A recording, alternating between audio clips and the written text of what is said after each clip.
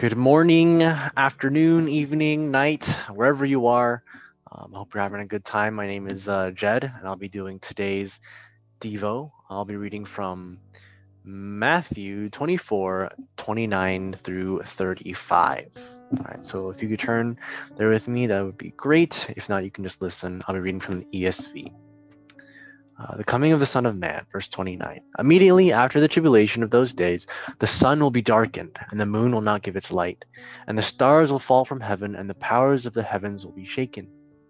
Then will appear in heaven the sign of the Son of Man, and then all the tribes of the earth will mourn, and they will see the Son of Man coming on the clouds of heaven with the power and great glory. And he will send out his angels with a loud trumpet call, and they will gather his elect from the four winds, from one end of the earth to the other.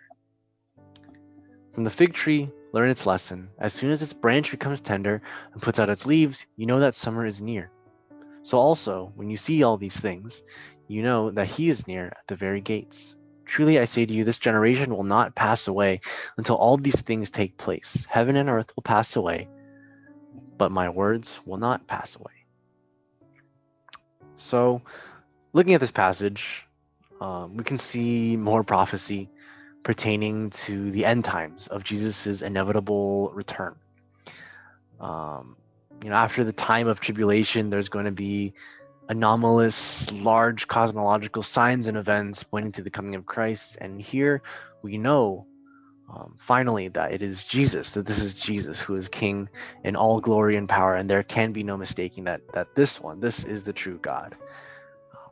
Then he'll gather his chosen people from all around the globe, the followers of Jesus, you and I, and yeah, there's a lot of stuff going on here, without getting lost in what these signs and cosmological events, what they actually are, the signs behind them, what they could be, or what the actual coming of Christ would actually look like. Let us hold on to the second part, which I think is important, in which we must be waiting and vigilant and in expectation of the coming of Christ. Like tender branches and the outreaching fig leaves, which precede the coming of summer, we must look to these signs and know that the coming of Christ is near and be prepared, not be caught out. When these signs take place, it won't be long before Jesus comes.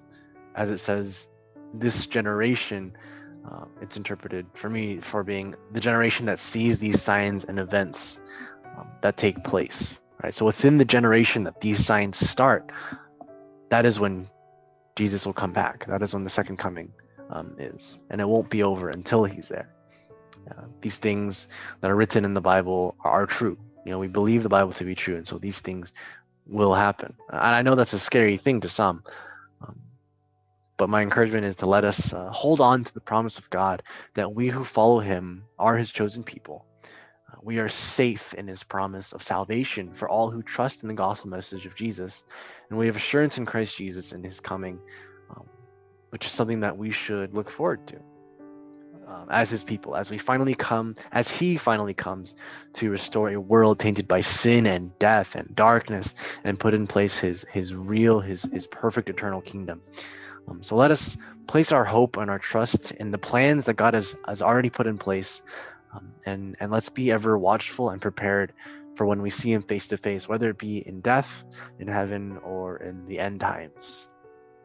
So yeah, I hope this passage or this Devo has been helpful or encouraging to you, and I hope and pray that you have a good one. Take care.